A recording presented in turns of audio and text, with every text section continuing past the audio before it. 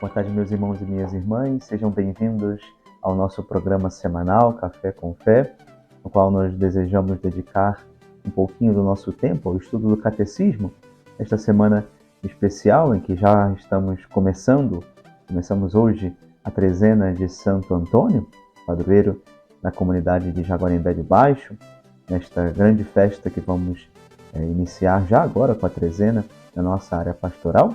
Vamos, sem mais delongas, ao nosso Café com Fé, oferecendo e rezando pelo bom êxito desta nossa trezena, pelos preparativos e pelos festejos de Santo Antônio. Estamos para iniciar.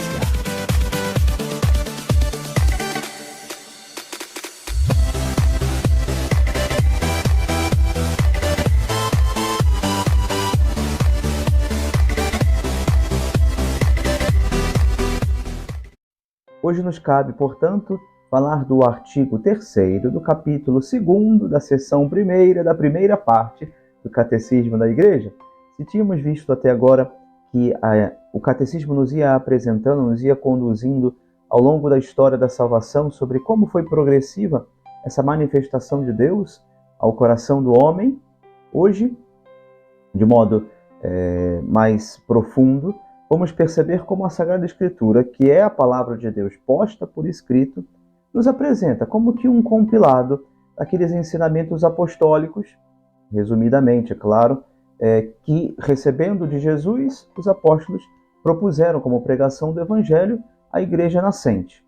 Hoje, portanto, nos cabe, neste artigo 3º, falar sobre a Sagrada Escritura, já nos apresentando, já nos preparando para aquilo que na próxima semana será, no capítulo 3º, será a resposta do homem a esta revelação, a esta manifestação de Deus. Como o homem responde. E no assentimento da fé, que a partir de semana que vem vamos começar a ver, aprofundamos esta parte, esta primeira parte do Catecismo, que é precisamente a profissão de fé que o Catecismo nos pretende apresentar. Bem, sobre a Sagrada Escritura, vamos hoje, a partir do número 101, do 101 ao 141, são mais de 40 números que vamos vendo no Catecismo nesta tarde. Esperamos conseguir, ainda que brevemente, passando por alguns, ver um pouquinho sobre o Catecismo nos apresenta agora sobre a Sagrada Escritura. Já a partir do número 101, o Catecismo nos vem apresentar esta verdade de fé, que Deus, ao revelar-se, precisou utilizar-se da linguagem humana para fazer-se conhecer. O homem, que nas suas limitações receberia a revelação, precisava receber e compreender a partir da sua própria linguagem. Diz a Constituição Dogmática Dei Verbum, do Concílio Vaticano II, número 13. As palavras de Deus, com efeito, expressas por línguas humanas, tornaram-se semelhantes à linguagem humana, tal como outrora o Verbo do Eterno Pai se assemelhou aos homens, assumindo a carne da debilidade humana. Por essa razão, a Igreja sempre venerou as Divinas Escrituras tal como venera o corpo do Senhor. Nunca cessa de distribuir aos fiéis o pão da vida, tornado à mesa, quer da palavra de Deus, quer do corpo de Cristo. Ainda a Constituição Dogmática Dei Verbum, agora no número 21. Portanto, na Sagrada Escritura, a Igreja encontra continuamente o seu alimento e a sua força, porque nela não recebe apenas uma palavra humana, mas o que ela é na realidade, a palavra de Deus. O Pai que está nos céus deseja conversar com os filhos, com os seus filhos. E a Sagrada Escritura, de certa forma, é como que uma carta que Deus envia aos seus filhos ao longo de todos os séculos. Deus é o autor das Sagradas Escrituras. Posto por escrito sob inspiração do Espírito Santo, estes livros têm Deus por autor e, como tais, foram confiados à própria Igreja. Diz o Concílio Vaticano II, ainda na Dei Verbum, agora número 11. Para escrever os livros sagrados, Deus escolheu e serviu-se de homens na posse de suas faculdades e capacidades. para que, agindo ele neles e por eles, pusessem por escrito como verdadeiros autores tudo aquilo e só aquilo que ele queria. É interessante perceber como esse número 106, e enfim, a Constituição Dogmática Dei Verbum, nos faz perceber, nos faz recordar que os autores, quando escrevem, conservam as suas próprias características. Estão agindo sob inspiração do Espírito Santo, é verdade, mas ao escrever, correm o risco e podem, inclusive, cometer erros gramaticais, buscar e determinar a abordagem de alguma cena, de algum acontecimento, sob aspectos muito particulares, pessoais, também com objetivos para os quais eles desejam apresentar, aos quais eles desejam enviar aquele escrito. Então, a característica pessoal do autor, daquele que coloca por escrito o texto, se conserva, mesmo, e isso não exclui também, mesmo que agindo sob inspiração do Espírito Santo. No entanto, a fé cristã não é uma religião do livro. O cristianismo não é religião que gira em torno, que se reúne em torno apenas e simplesmente do livro. Porque o cristianismo é a religião da palavra de Deus, a palavra de Deus por excelência.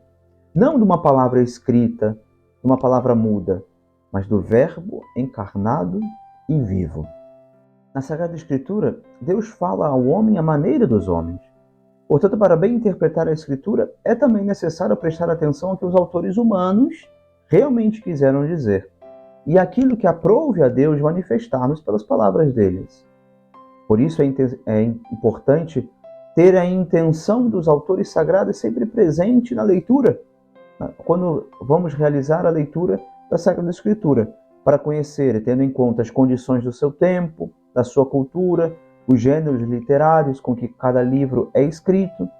A Sagrada Escritura deve, portanto, ser lida e interpretada com o mesmo espírito com que foi escrita. O Concílio Vaticano II indica-nos 3 critérios para uma interpretação da Escritura conforme o espírito que a inspirou. O primeiro deles, prestar atenção, grande atenção, ao conteúdo e à unidade de toda a Escritura. Em segundo lugar, é preciso ler a Escritura na tradição viva de toda a Igreja. Santo Hilário, também São Jerônimo, vão dizer que a Sagrada Escritura está escrita no coração da Igreja, mais do que instrumentos materiais. Em terceiro, estar atento à analogia da fé. E por analogia da fé entendemos a coesão das verdades da fé entre si e também no projeto total da revelação. Segundo uma antiga tradição, nós podemos distinguir 2 sentidos da Escritura: o sentido literal e também o sentido espiritual. O sentido literal ele é importante também porque precisamos tê-lo em conta para uma reta e digna interpretação do texto. E já no sentido espiritual, vamos ali encontrar 3 subdivisões. Um sentido mais alegórico, como o Antigo Testamento, por exemplo, demonstra figurativamente aquilo que se realiza em Cristo, por exemplo, o Mar Vermelho, a travessia do Mar Vermelho, como sinal da vitória de Cristo, como figura, como imagem do que se realizará no batismo. Segundo aspecto, um sentido moral, como a Sagrada Escritura também nos vai sendo apresentada para a nossa instrução, e também um sentido anagógico, como tudo está nos conduzindo, de certa forma, para a pátria definitiva, a Igreja terrestre, sinal da Jerusalém celeste. Todas as realidades e os acontecimentos têm um significado eterno. Ainda, meus irmãos, penso que vale considerar um dístico medieval que resume a significação destes 4 sentidos. Diz-nos: a letra ensina-te os fatos passados. A alegoria, o que deves crer. A moral, o que deves fazer. E a anagogia, para onde deves tender.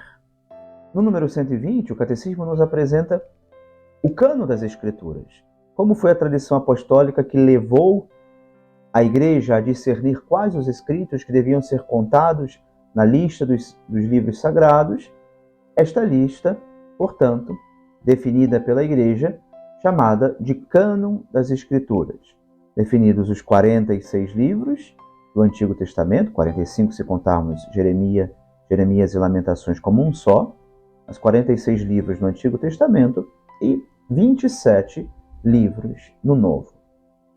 Não cabe aqui explicar, penso que seria tema para um outro encontro, explicarmos a diferença entre o cânon da Bíblia Católica e o cânon da Bíblia Protestante, mas vale salientar, e penso que aqui sim vale este comentário, de como todo este caminhar, toda esta elaboração da Sagrada Escritura se dá no seio da Igreja, e ela mesma é quem discerne, quem pode olhar e perceber quais os livros utilizados nas assembleias litúrgicas, acompanhando a Igreja durante toda a sua história, são e podem ser considerados livros inspirados, livros para nossa instrução, palavra de Deus posta por escrito.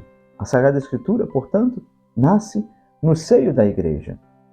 Quando olhamos para o conjunto da Sagrada Escritura, poderíamos nos perguntar, né? E a partir do número 121, de certa forma, o Catecismo começa a nos falar sobre o aspecto do Antigo Testamento, mas poderíamos nos perguntar se já não vale a pena, se já não seria o caso de deixarmos o Antigo Testamento para nos dedicarmos apenas e exclusivamente ao estudo do Novo Testamento, já que ali encontramos as palavras de Jesus e o conduzir da Igreja nos primórdios do seu caminhar, da sua peregrinação.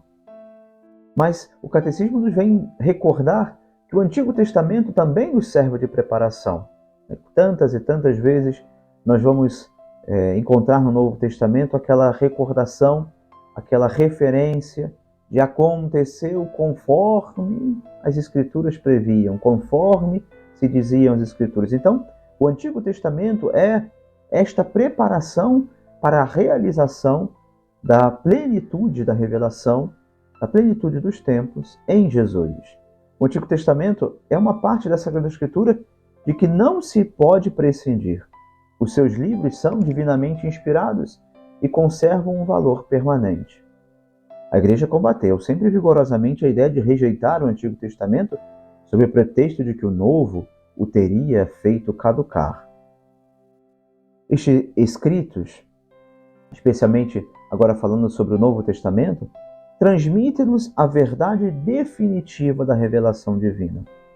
O seu objeto central, o Novo Testamento se centra na pessoa de Jesus Cristo, Filho de Deus, tendo ali os Evangelhos como o coração de todas as Escrituras, enquanto são o principal testemunho da vida e da doutrina do Verbo encarnado, nosso Salvador.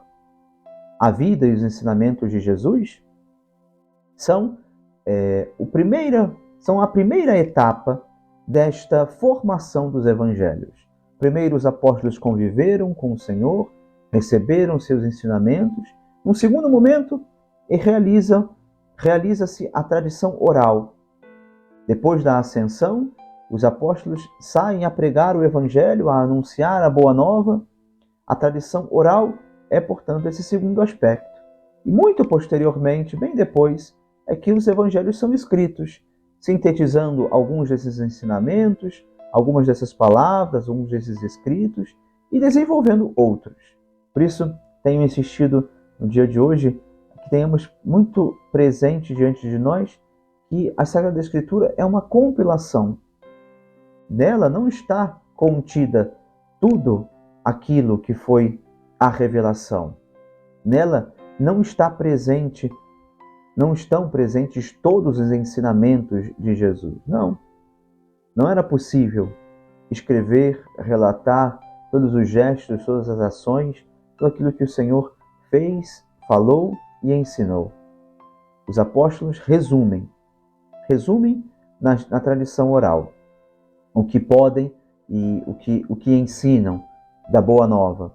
E ao escrever esta pregação é ainda mais resumida, é ainda mais objetiva. Alguns momentos destinando-se a um grupo específico e posteriormente chegando a toda a igreja como esse ensinamento permanente e perene, a palavra de Deus posta por escrito. Não há doutrina melhor, mais preciosa e esplêndida do que o texto do Evangelho. Vede e retende o que nosso Senhor e Mestre, Cristo, ensinou pelas suas palavras e realizou pelos seus atos, dirá Santa Cesária. É importante também termos presente diante de nós a unidade do Antigo e do Novo Testamento, naquilo que chamaríamos de certa forma como tipologia. Os cristãos leem o Antigo Testamento à luz de Cristo, morto e ressuscitado. Lembremos como o Senhor fala, como o Senhor explica as Escrituras, como o Senhor recorda tudo aquilo que foi dito sobre Ele mesmo no caminho de Jerusalém a Emaús, quando encontra ali aqueles 2 discípulos. Ia explicando as Escrituras e tudo o que falava, tudo o que dizia respeito a Ele. Essa unidade com a qual nós somos chamados a ler a Sagrada Escritura de modo completo, nos faz perceber como o Antigo Testamento nos coloca diante, nos prepara para compreender a pessoa de Jesus, a sua missão e a revelação que ele vem nos trazer. A Igreja exorta, portanto, com ardor e insistência todos os fiéis a que aprendam a sublime ciência de Jesus Cristo na leitura frequente da Sagrada Escritura, porque, dirá o Concílio Vaticano II, citando São Jerônimo, dirá: a ignorância das Escrituras é ignorância de Cristo. Ignorar as Sagradas Escrituras é ignorar o próprio Senhor, o próprio Jesus, que nos vem revelar na sua vida, nos seus gestos, nas suas palavras, revelar a Deus. A partir do número 134, passamos agora a ler o resumo deste artigo do capítulo 2º, artigo 3º, capítulo 2º, da primeira sessão, da primeira parte do Catecismo da Igreja. Toda a Escritura Divina é um só livro, e esse livro único é Cristo, porque toda a Escritura Divina fala de Cristo e toda a Escritura Divina se cumpre em Cristo. As Sagradas Escrituras contêm a Palavra de Deus e, pelo fato de serem inspiradas, são verdadeiramente a Palavra de Deus. Deus é o autor da Sagrada Escritura ao inspirar os seus autores humanos. Age neles e por eles. E assim nos dá a garantia de que os seus escritos ensinam sem erro a verdade da salvação.